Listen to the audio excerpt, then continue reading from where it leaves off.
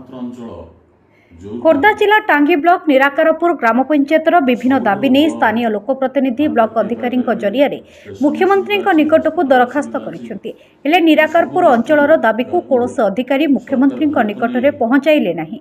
जड़े प्रभावशाली शासक दलर महिला नेत्री निराकारपुर अंचल विकास को बाधा दि जाउथिबा एवं मुख्यमंत्री निकट को पठा जाइथिबा दरखास्त गुड़िक चापी देइथिबा होछि।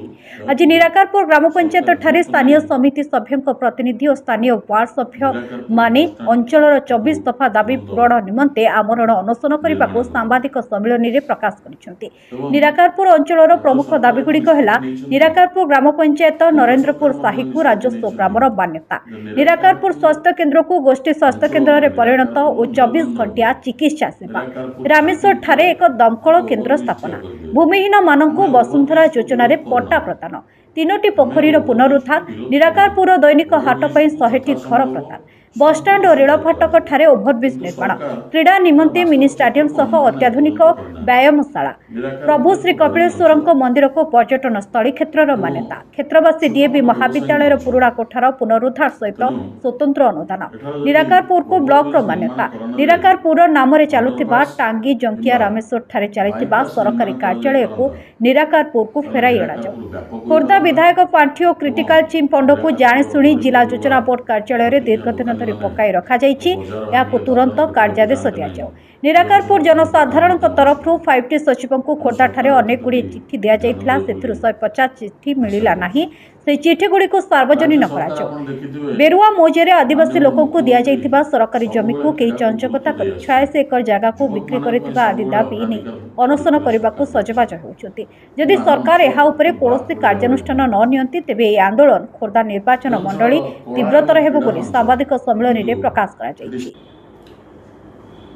शुभम दास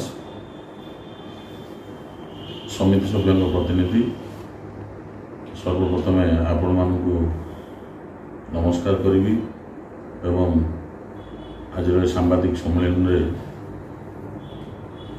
गणमाध्यम द्वारा समस्त खबर को प्रसारित करने आपण गुरु दायित्व रही, तेणु आपण मानक अनेक अनेक धन्यवाद।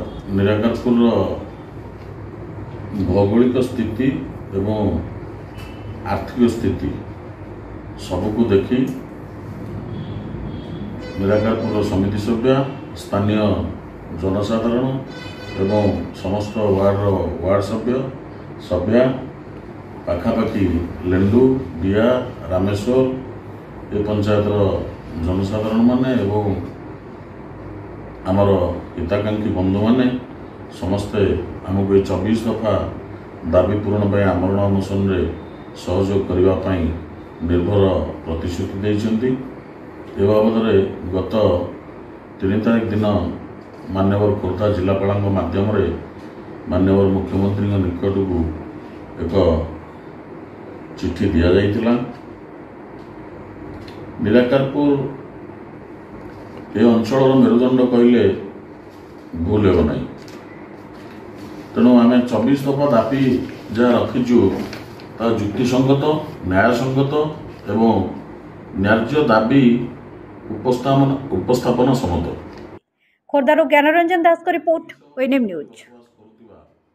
नरेंद्रपुर साही से ग्राम को